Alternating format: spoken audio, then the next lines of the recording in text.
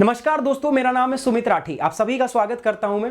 अच्छा दोस्तों, यूपीएससी की तैयारी जो ना एक बहुत कॉम्प्लेक्स प्रोसेस होती है। इसके अंदर में हम बहुत छोटी छोटी चीज़ें और बहुत जो हमारी रेगुलर तैयारी है उनका मतलब हमें एक सामंजस्य बनाना पड़ता है।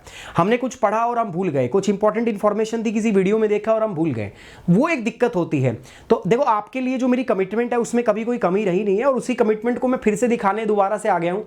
आप लोगों के लिए मेरी जो वीडियो की इंपॉर्टेंट इन्फॉर्मेशन है, किसी वीडियो के अंदर क्या इंपॉर्टेंट है तो उसको मैं काट के आपके सामने लेके आऊंगा, वो बाइट्स में आपके साथ शेयर करूंगा ताकि आपको पूरा वीडियो दोबारा ना देखना पड़े। सो ये अगेन मेरा जो कमिटमेंट है आपके प्रति, तो ये उसका एक प्रमाण मैं देना चाहता हूं, मैं और कुछ आपके लिए करना चाहता हूं।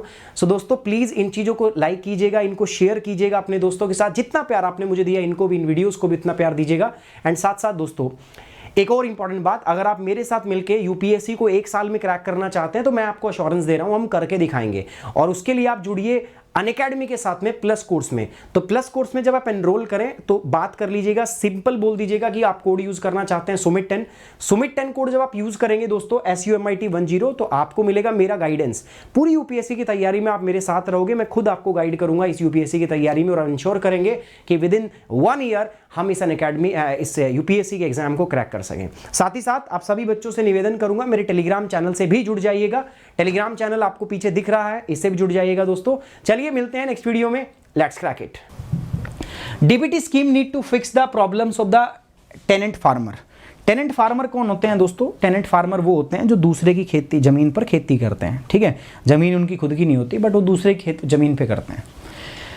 अब देखो, कह रहा है कि ये जो प्रॉब्लम है ना, इसको फिक्स अगर आपको करना है, सरकार को अगर इन टेनेंट फार्मर की नीड को एड्रेस करना है तो सरकार को सब्सिडी देने के अलावा डायरेक्ट बेनिफिट ट्रांसफर देना पड़ेगा। डीबीटी 2013 में हमने लॉन्च कर दिया था, डायरेक्ट बेनिफिट ट्रांसफर।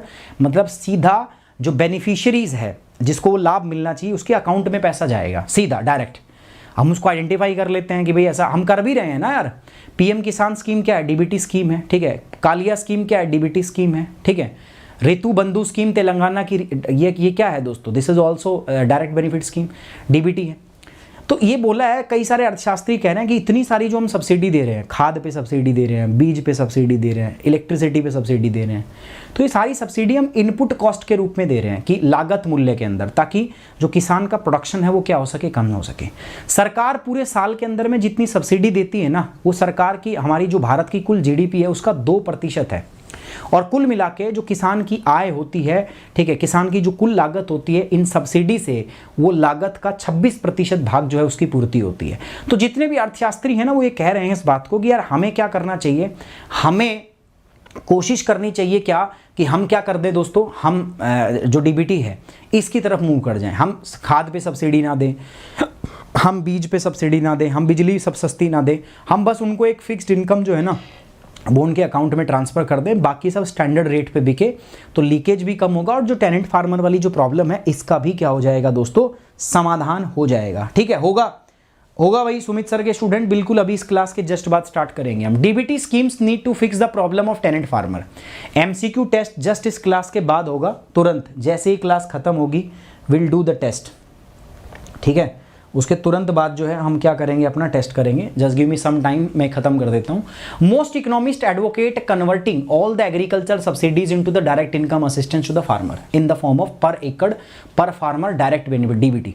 तो कहा कि अधिकांश अर्थशास्त्री जो है इस बात को कह रहे हैं कि हर एक किसान को ना ये सब्सिडी देने की वजह, हर खेत कितना है उसके हिसाब से सीधा उनके अकाउंट में पैसा भेज दो। जो भारत में सब्सिडी दी जाती किसानों को, वो भारत की कुल GDP का 2% भाग है, तथा जो फार्मर की इनकम है उसका 21% भाग जो है वो कवर करती है, 21% of the farmer income. Agriculture और फार्म सब्सिडीज भारत के अंदर में क्या है, कह रहा है कि agriculture subsidies are not as a input, are on the input supply fertiliser, power, water at below और output procuring crops at the market prices. The incentive paid to farmer can supplement their income. कह रहा कि जो हम उसको DBT देंगे ना, इससे फार्मर की इनकम जो है वो बढ़ जाएगी। It help to manage the supply of agriculture commodity. कह रहा कि इससे कृषि वस्तुओं की जो आपूर्ति है वो प्रतिबंधित नहीं होगी, उसमें भी मदद मिलेगी। It also influence the cost and supply of such commodity. कह रहा कि ऐसा करने से जो वस्तुओं की लागत है और जो आपूर्ति है वो भी क्या होगी दोस्तों, आपकी वो प्रभावित होती रहेगी। डीबीटी 2013 में सरकार ने स्टार्ट किया था। डीबीटी के अंदर में डायरेक्ट जो पैसा है, जो आपको सब्सिडी का पैसा मिलता है वो सीधा आपके खाते में जाता है, ठीक है। सरकार कोई बीच में किसी को सब्सिडी नहीं देती, सीधा आपके खाते में। ऐसा ही स्कीम हमने बनाया भी है ना दोस्तों। कौन सी स्कीम है आपको पता है? पीएम किसान, ऐसी हर महीने 6,000 रुपये आते हैं। ऐसे तेलंगाना सरकार ने बनाई है ऋतु बंधु स्कीम, पर एकड़ हर किसान को 10-10 हज़ार रुपये दे रहे हैं। उसके अलावा आंध्र प्रदेश की भी है, ठीक है, ऋतु भरोसा। इसके अलावा कालिया स्कीम भी है। ये सारी स्कीम जो है क्या है दोस्तों, these are the direct benefit transfer scheme. तो भारत के अंदर कहा जा रहा है कि जो किसान की जो प्रॉब्लम है, टेनेंट फार्मर जो है, जो दूसरे की उस पर खेती करता है, अगर आपको उसकी प्रॉब्लम को सॉल्व करना है तो उसके लिए आपको क्या करना पड़ेगा, आपको डीबीटी जो है उसका सहारा लेना पड़ेगा।